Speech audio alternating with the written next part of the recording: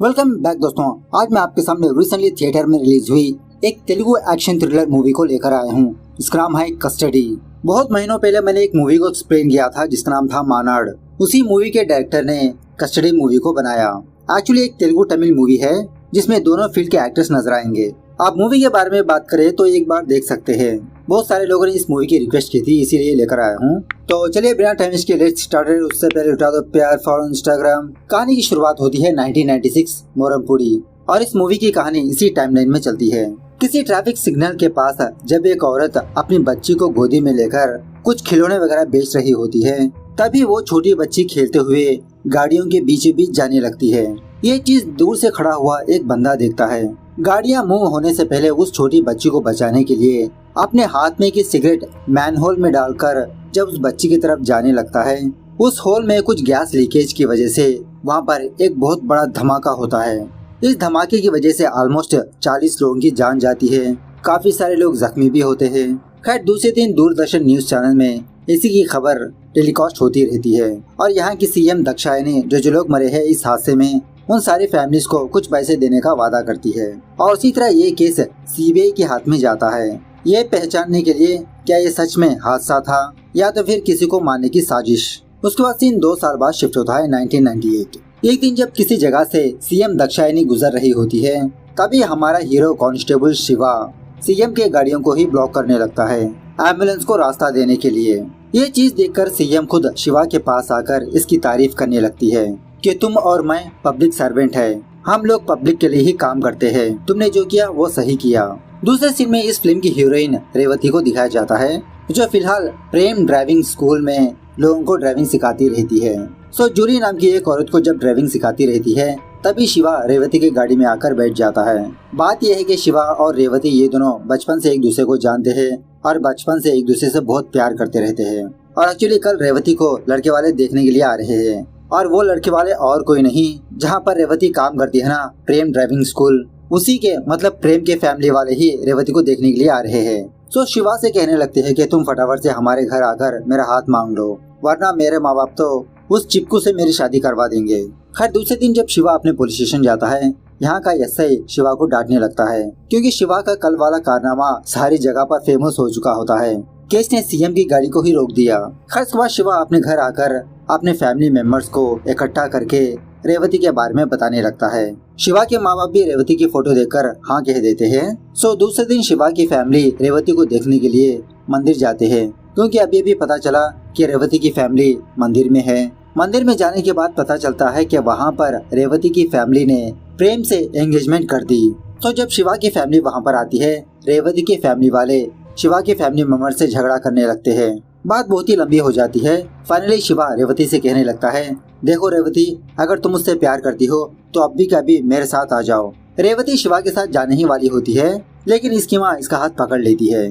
दूसरे दिन शिवा जब अपने पुलिस स्टेशन आता है, एसआई शिवा को डांटने लगता है कि रेवती के फादर ने यहाँ पर आकर तुम्हारे खिलाफ कंप्लेंट दर्ज की। शिवा भी कहने लगता है कि सर ये हमारा पर्सनल मामला है, आप दखलंदाजी मत करिए, और वैसे भी हम दोनों बचपन से एक दूसरे से बहुत प्यार करते हैं। इस तरह से एसआई से ही हल्के से झगड़ा करने लगता है। तभी मनी नाम का कांस्टेबल शिवा को साइड में बुलाकर इसको डांटने लगता है, अरे यार तुम जानते हो ना हमारे एसआई कैसा है, फिर भी तुम उसके मुंह क्यों लग रहे हो, तुम एसआई होने तक अपने गुस्सा कंट्रोल कर लो ना। इस तरह से समझाने लगता है। उसी वक्त रेवती शिवा के पुलिस स्टेशन को कॉल करके शिवा से कहने लगती है कि मैं अभी के अभी तुमसे मिलना चाहती हूँ, फटाफट से अपने पुलिस स्टेशन से बाहर आओ। बहुत ना करने के बाद फाइनली शिवा रेवती के पास जाता है। रेवती कहने लगती है, अब मैं अपना घर छोड़कर आ गई, चलो हम दोनों शादी कर लेते हैं। शिवा कहने लगता है, अगर यही बात तुम कल कह देती तो मैं और मेरे माँ बाप बहुत खुश होते। जब तुम्हारे माँ बाप मेरे माँ बाप को जलील कर रहे थे तुम बस देखती रह गई। रेवती भी कहने लगती है कि शिवा मुझे पता नहीं था कि मेरे माँ बाप मेरी एंगेजमेंट करने के लिए मंदिर बुला ले गए। खैर थोड़ी बहुत बातें करने के बाद फाइनली शिवा कहने लगता है कि रात में मैं अपना डिसीजन बताऊंगा, मेरे फोन का इंतजार करो। इस तरह से जब शिवा वापस अपने पुलिस स्टेशन आता है, एसआई अपने ड्राइवर को छुट्टी देकर जानबूझकर शिवा को अपने साथ लेकर कभी इधर कभी उधर घुमाते रहता है। दूसरी तरफ रेवती के माँ बाप चुपके से रेवती को उसके कमरे में बंद कर देते हैं। ये शिवा को फोन भी नहीं कर पाती। खैर रात होने के बाद शिवा अपने पुलिस स्टेशन आकर कांस्टेबल मनी से जो हुआ वो बताने लगता है, मतलब अपनी और रेवती की बात। और रेवती से बात करने के लिए शिवा मनी के साथ रेवती के घर जाने लगता है। तभी एक कार आकर इनकी स्कूटर को ठोक देती है। उस कार में दो लोग एक दूसरे से बहुत जबरदस्त तरीके से झगड़ा करते रहते हैं। उनमें से एक बंदे का नाम होता है सीबीआई जॉर्ज, दूसरा बंदे का राजू। अब शिवा फटाफट से इन दोनों की लड़ाई को रोककर अपनी ड्यूटी करते हुए इन दोनों को लॉकअप में बंद कर देता है। अपने एसआई को कॉल करके यही बात बताने लगता है कि सर मैंने दो लोगों को लॉकअप में रखा। इनमें से एक बंदा चिल्ला चिल्ला कर यही कह रहा है कि ये सीबीआई ऑफिसर जॉर्ज है। दूसरे बंदे का नाम राजू है जो सीएम को जानता है।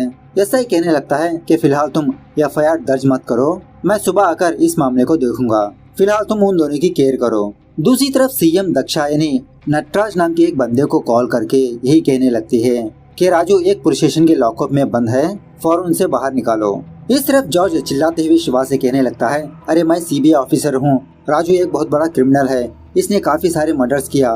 2 साल पहले जो ब्लास्ट हुआ था ना, उस धमाके के पीछे इसी का हाथ है, वो कोई हादसा नहीं था। ये लो मेरा चीफ का नंबर, इसे फोन करो। इस तरह से शिवा सीबीआई के चीफ वर्गीस को कॉल करके जॉर्ज के बारे में पूछने लगता है कि आप किसी जॉर्ज को जानते हो। वर्गीस कहने लगता है, हाँ जॉर्ज एक सीबीआई ऑफिसर है, तुम उन दोनों का अच्छे से ख्याल रखो, मैं अपने आदमियों को भेजता हूँ। कल सुबह राजू को बेंगलुरु के कोर्ट में पेश करना है। थोड़ी देर के बाद इस पुलिस स्टेशन में बहुत बड़े बड़े लोग आते हैं। एसपी, आईजी नटराज और इसी तरह इस पुलिस स्टेशन का एसआई कांस्टेबल से कहने लगता है कि सारे कांस्टेबल्स बाहर चले जाओ। इस तरह से वो लोग जॉर्ज और राजू को बाहर लाकर जब जॉर्ज को गोली मारने ही वाले होते हैं, तभी शिवा पुलिस स्टेशन में आकर उस गन को हटाने की वजह से बुलेट जॉर्ज को लगने के बजाय राजू के पेट में जाकर घुस जाती है। उसके बाद क्या था, शिवा और जॉर्ज इन लोगों से जबरदस्त तरीके से फाइट करने लगते हैं। सो फाइनली ये दोनों उन सारे लोगों को लॉकअप में बंद करके राजू को लेकर बाहर निकल जाते हैं। पहले तो शिवा राजू को लेकर अपने फादर के हॉस्पिटल आता है। मतलब इस हॉस्पिटल में शिवा का फादर मार्चुरी वैन का ड्राइवर होता है। शिवा का फादर राजू को हल्के से फर्स्ट एड करने लगता है। उसके बाद शिवा अपने फादर से कहने लगता है कि पुलिस वाले मुझे ढूंढते हुए हमारे घर को आएंगे, आप माँ और बहन को लेकर कहीं दूर चले जाओ। उसके बाद ये तीनों पुलिस की जीप से ना जाते हुए शिवा अपने फादर की वैन लेकर बेंगलुरु जाने लगता है। दूसरी तरफ रेवती प्रेम को अपनी बातों की जाल में फंसाकर प्रेम के साथ ही शिवा से मिलने के लिए जाती है। उसी रास्ते में रेवती को शिवा की वैन नजर आने पर शिवा को रोक देती है। शिवा रेवती को सारी बात समझाने लगता है। रेवती भी कहने लगती है कि मैं घर से भाग आई। अब ज्यादा बात करने का टाइम ना होने की वजह से शिवा रेवती को अपने साथ ही ले लेता है। एक्चुअली यहाँ पर इन चारों के बीच बहुत ही फनी कन्वर्सेशन होती रहती है। रास्ते पर राजू शिवा से यही कहने लगता है कि तुम जॉर्ज की बातों पर भरोसा मत करो, मुझे छोड़ दो। खैर सुबह होने के बाद आंध्रा के हर एक चेक पोस्ट पर हर एक गाड़ी की चेकिंग होती रहती है। दूसरी तरफ रेवती की फैमिली वाले शिवा के पुलिस स्टेशन आकर एसआई से शिवा की कंप्लेंट करने लगते हैं कि शिवा ने हमारी रेवती को ले गया। एसआई कहने लगता है, अरे शिवा कैसे ले जा सकता है, वो तो कल रात से ही गायब है, यहाँ पर पहले से ही बहुत बड़ा कांड हो चुका है, आप लोग प्लीज परेशान मत करिए। इसी में प्रेम पुलिस वालों के सामने आकर जो हुआ वो बताने लगता है। मतलब वो चारों वैन के जरिए से बेंगलुरु जा रहे हैं। सो आईजी नटराज फटाफट से उस वैन को ढूंढने लगता है। किसी जगह पर फाइनली शिवा की वैन नजर आ जाती है। उस वक्त शिवा की वैन हीट होने की वजह से स्टॉप हो चुकी होती है। फटाफट से गाड़ी में पानी डालकर वहाँ से निकलने लगता है शिवा। इस तरह से यहाँ पर एक जबरदस्त लंबी चेजिंग होने लगती है। फाइनली शिवा के पास कोई भी ऑप्शन ना होने की वजह से अपनी वैन के साथ एक नदी में जंप लगाता है। शिवा, रेवती, जॉर्ज, राजू ये चारों उस वैन से बाहर आने की कोशिश करते रहते हैं। इस सीन का मेकिंग यूट्यूब पर अवेलेबल है, यू कैन वॉच इट। खैर जब ये लोग किनारे पर आने की कोशिश करते रहते हैं, ऊपर से नटराज इन लोगों पर गोलियों की बारिश करने लगता है। थोड़ी देर के बाद राजू भी पानी से ऊपर आकर नटराज को बुलाने लगता है कि हाय पार्टनर, मैं यहाँ पर हूँ। लेकिन नटराज राजू को बचाने के बजाय इस पर फायरिंग करने लगता है। तभी शिवा आकर राजू को बचा लेता है। फाइनली ये चारों एक पाइपलाइन में चले जाते हैं। अब इसी फायरिंग के दौरान जॉर्ज को गोली लग चुकी होती है। शिवा रेवती राजू को दूसरे साइड रखकर कहने लगता है कि शिवा तुम किसी भी हालत में राजू को लेकर मेरे चीफ वर्गीस के पास ले जाओ, जब तक मैं जिंदा हूँ इन लोगों को रोकने की कोशिश करूंगा। इस तरह से उन तीनों को भेज देता है। उसके बाद नटराज और जॉर्ज के बीच जबरदस्त हाथापाई होने लगती है। फाइनली नटराज जॉर्ज को मार देता है। उसके बाद नटराज के आदमी उसी पाइपलाइन में इन तीनों को ढूंढने लगते हैं, शिवा, रेवती, राजू। अब नटराज अपने बातों के जरिए से राजू को उकसाने की वजह से ये बेवड़ा साला नटराज के सामने आता है। एक्चुअली बात यह है कि जॉर्ज और नटराज पार्टनर्स होते हैं क्राइम के। सीएम के कहने पर इन दोनों ने काफी सारे क्राइम्स किया। सो अब सीएम ने ही राजू को मारने के लिए नटराज से कहा खैर इस पाइपलाइन में दोबारा जबरदस्त हाथापाई होने लगती है। तभी उन पाइपों से पानी आने की वजह से वहाँ के सारे लोग पानी में बहने लगते हैं। लकीली शिवा, रेवती, राजू दूसरे किनारे पर आ ही जाते हैं। दूसरी तरफ दाक्षायणी का ताऊ दाक्षायणी को अपने पास बुलाकर कहने लगता है कि मैंने तुम्हारे बारे में काफी सारी बातें सुनी है कि सीबीआई तुम्हारे खिलाफ कोई सबूतों को इकट्ठा कर रही है और वैसे भी तुमने पब्लिक के लिए कुछ अच्छा नहीं किया। अगर तुम हार भी गई तो हमारी पार्टी को कोई भी फर्क नहीं पड़ने वाला, लेकिन तुम्हारी वजह से हमारी पार्टी को धब्बा आना नहीं चाहिए। मैंने और तुम्हारे फादर ने मिलकर इस पार्टी को इस्टेब्लिश किया। दाक्षायणी कहने लगती है कि ताऊ जी, मैं भी पार्टी के लिए ही काम कर रही हूँ। कल सुबह तक मैं आपको खुशखबरी सुनाऊंगी। मतलब इसका ताऊ भी दाक्षायणी को कुछ खास लाइक नहीं कर रहा होता। उसके बाद दाक्षायणी नटराज को कॉल करके यही कहने लगती है कि अगर राजू पकड़ा गया तो मैं, तुम और काफी सारे लोग जेल जा सकते हैं। तुम फटाफट से राजू को फाइंड आउट करके उसे खत्म कर दो, इसी में हम सबकी भलाई है। सारे पुलिस फोर्स का इस्तेमाल कर लो तुम, मैं परमिशन देती हूँ। दूसरी तरफ शिवा, रेवती, राजू जंगल के जरिए से पैदल जाने लगते हैं। राजू दोबारा कहने लगता है कि तुम दोनों मुझे यहीं पर छोड़कर अपने रास्ते पर चले जाओ, शादी वादी करके अपने लव को सक्सेस कर लो। मेरा लव तो कामयाब नहीं हुआ। रेवती पूछने लगती है, अरे भैया आपकी भी लव स्टोरी है, कौन है वो खुशनसीब लड़की? राजू कहने लगता है, अरे वही हमारी सीएम दाक्षायणी। जब मैंने उसको पहली बार देखा मुझे झटके से प्यार हो गया, लेकिन प्रपोज करने का मौका नहीं मिला। अब देखो वही मुझे मारने पर तुली है। अगर मैंने उसको प्रपोज कर दिया होता तो आज सिचुएशन कुछ और ही होती। ऐसा कहते हुए राजू शिवा के साथ जाने से मना करने लगता है। दोबारा इन दोनों की बीच हाथापाई होने लगती है। रेवती भी कहने लगती है, अरे शिवा जाने दो ना इस भैया को भी। शिवा गुस्से में आकर कहने लगता है कि मेरे भाई के मरने की वजह यही बंदा है, ऐसे में मैं इसको कैसे छोड़ दूं? मैं इसको सजा दिलाकर ही रहूंगा। इस तरह से सीन थोड़ा फ्लैशबैक में जाने लगता है। शिवा के भाई का नाम होता है विष्णु, जो एक कांस्टेबल होता है। विष्णु का सपना था कि किसी न किसी दिन एसआई बनेगा। विष्णु की एक गर्लफ्रेंड होती है और उसी तरह कुछ दिनों बाद इन दोनों की एंगेजमेंट भी होने वाली होती है। एंगेजमेंट नहीं, शादी ही होने वाली होती है। इसी में एक दिन जब विष्णु अपने पापा के लिए कुछ दवाइयाँ खरीदने के लिए दूसरे गाँव जाता है, उस वक्त वहाँ पर जबरदस्त ब्लास्ट हुआ। जो मूवी के स्टार्टिंग में दिखाया था ना, वही ब्लास्ट। विष्णु अपनी जान पर खेलते हुए काफी सारे लोगों को बचाने लगता है, लेकिन फाइनली विष्णु के सर पर एक करंट पोल गिरकर इसकी मौत हो जाती है। मरने से पहले विष्णु शिवा से ये वादा लिया कि जो मेरा सपना अधूरा रह गया वो सपना अब तुम पूरा करो शिवा, तुम पुलिस में भर्ती होकर एसआई बनो। इसीलिए शिवा अपने भाई का सपना पूरा करने के लिए पुलिस में भर्ती हुआ। खैर फिलहाल राजू को बहुत ही ज्यादा खून बहने लगता है।